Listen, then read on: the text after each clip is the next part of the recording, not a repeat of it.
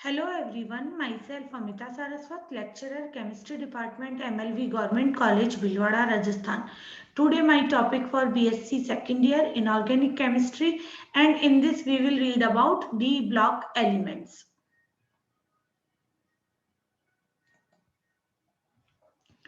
पिछले वीडियो में हमने देखा था कि डी ब्लॉक तत्वों के नाम क्या होते हैं, उनका आयनन विभव और उनका परमाणु त्रिज्या के बारे में हमने जानकारी प्राप्त की थी। अब उसका अगला गुण है जो कि है आयनन विभव।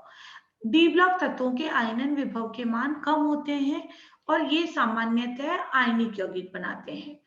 पी ब्लॉक तत्वों के आयनन विभव के मान अधिक होते हैं और ये सहसंयोजक यौगिक बनाते हैं। डी ब्लॉक के जो तत्व हैं उनके आयनन विभव के मान एस ब्लॉक और पी ब्लॉक के तत्वों के मानों के बीच में होते हैं। इसीलिए इन तत्वों के जो कम सहसंयोजकता वाले यौगिक जो होते हैं वो आयनिक होते हैं, जबकि अधिक सहसंयोजकता वाले यौगिक सहसंयोजक होते हैं। डी ब्लॉक तत्वों के आयनन विभव के मान बाएं से दाएं जाने पर बढ़ते हैं, लेकिन ये जो बढ़त होती है ये बहुत कम होती है।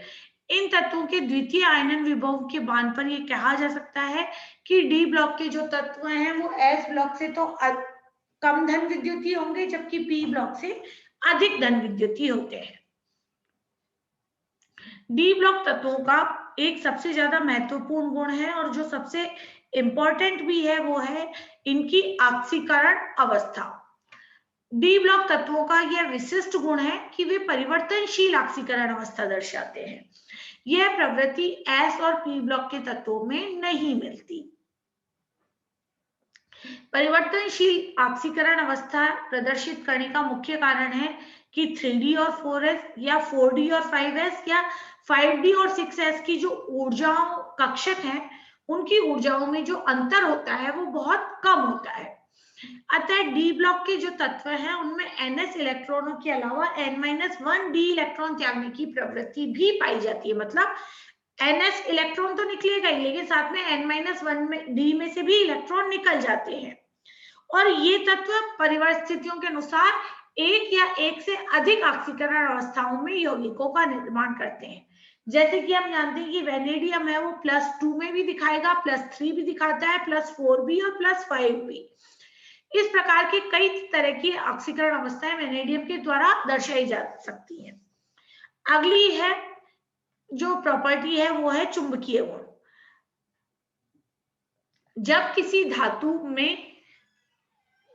धातु के तार में विद्युत धारा का प्रवाह होता है तो उससे क्या होता है, एक चुंबकीय क्षेत्र उत्पन्न होता है। विद्युत धारा वास्तव में इलेक्ट्रॉनों का प्रवाह होता है। किसी पदार्थ के परमाणु में इलेक्ट्रॉन जो होते हैं वो गतिमान होते हैं, मतलब इलेक्ट्रॉन बहते रहते हैं।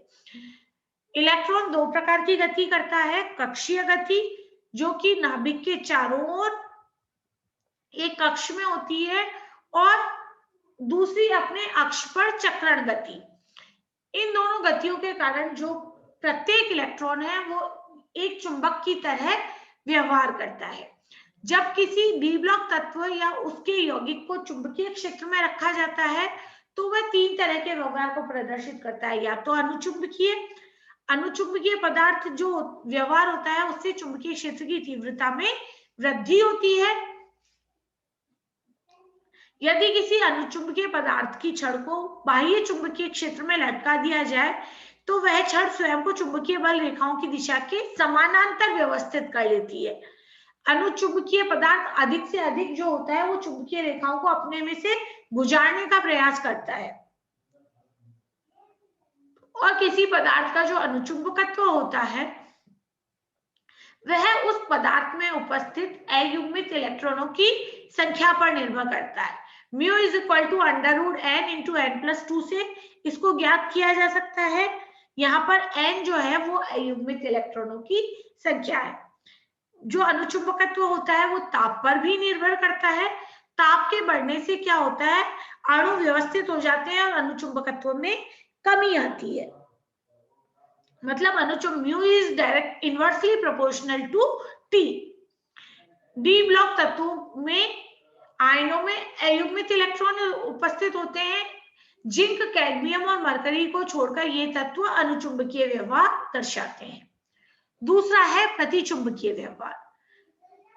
तत्व या यौगिक जिनमें अयुग्मित इलेक्ट्रॉन अनुपस्थित रहते हैं वो प्रतिचुंबकीय व्यवहार दर्शाते हैं।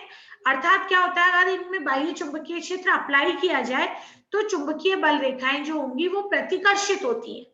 यदि चुंबकीय पदार्थ की छड़ बनाकर उसे चुंबकीय क्षेत्र में लटका दिया जाए तो यह चुंबकीय क्षेत्र के लंबवत स्थिति में स्वयं को व्यवस्थित करता है। प्रतिचुंबकीय तत्वों में केवल जो युग्मित इलेक्ट्रॉनों का ही गुण है, इनका चक्रण क्या होता है, एक दूसरे की विपरीत दिशा में होता है। इसलिए जो एक इलेक्ट्रॉन द्वारा जो उत्पन्न चुंबकीय क्षेत्र है वह दूसरे इलेक्ट्रॉन द्वारा उत्पन्न चुंबकीय क्षेत्र को समाप्त कर देता है। जिंक, कैडमियम और मरकरी प्रतिचुंबकीय व्यवहार को दर्शाते हैं।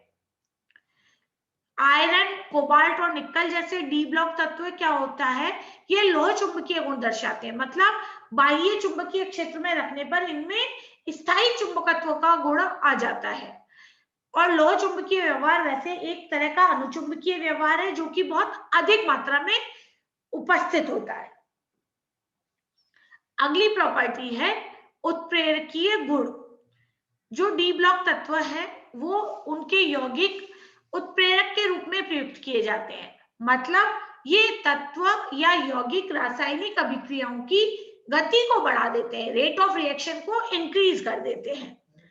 उत्प्रेरक का जो ये गुण है वो उद्योगों में लाभकारी सिद्ध होता है, क्योंकि इससे जो क्या होता है, उत्पाद प्राप्त करने की जो गति है वो तेज हो जाती है। जैसे कि अमोनिया के निर्माण में हार्बर प्रक्रम में आयरन का उपयोग किया जाता है। इसी प्रकार सल्फ्यूरिक अम्ल के निर्माण में प्लैटिनम का उपयोग किया जाता है।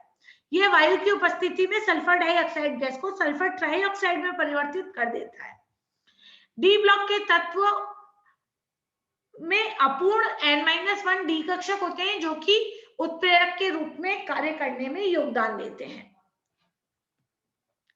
अगला गुण है रंगहीन।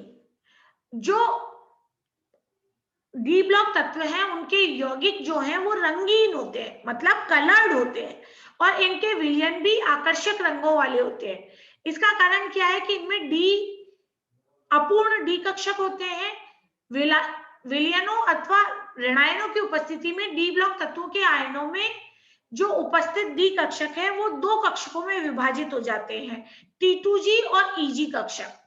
श्वेत प्रकाश के पड़ने पर जो कम ऊर्जा वाले कक्षकों से इलेक्ट्रॉन उत्तेजित होकर अधिक ऊर्जा वाले डी कक्षकों में चला जाते हैं, यह डीडी ट्रांजिशन कहलाता है।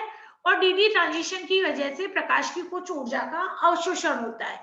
जो शेष ऊर्जा वाला प्रकाश है वो यौगिकों में रंग के लिए जिम्मेदार होता है। अगला गुण है अभिक्रियाशीलता। एस ब्लॉक तत्वों की अपेक्षा डी ब्लॉक के तत्व बहुत कम रासायनिक अभिक्रिया करते हैं। सिल्वर, गोल्ड और प्लेटिनम बहुत कम अभिक्रियाशीलता के कारण ही उत्कृष्ट धातुओं के रूप में जाने जाते हैं, और उत्कृष्ट धातुओं के होने के कारण ही इनका उपयोग आभूषण बनाने में किया जाता है।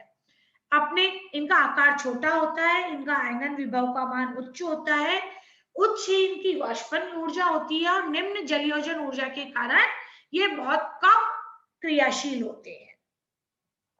तो इनकी अभिक्रियाशीलता एस ब्लॉक के तत्वों की तुलना में काफी कम होती है। Thank you.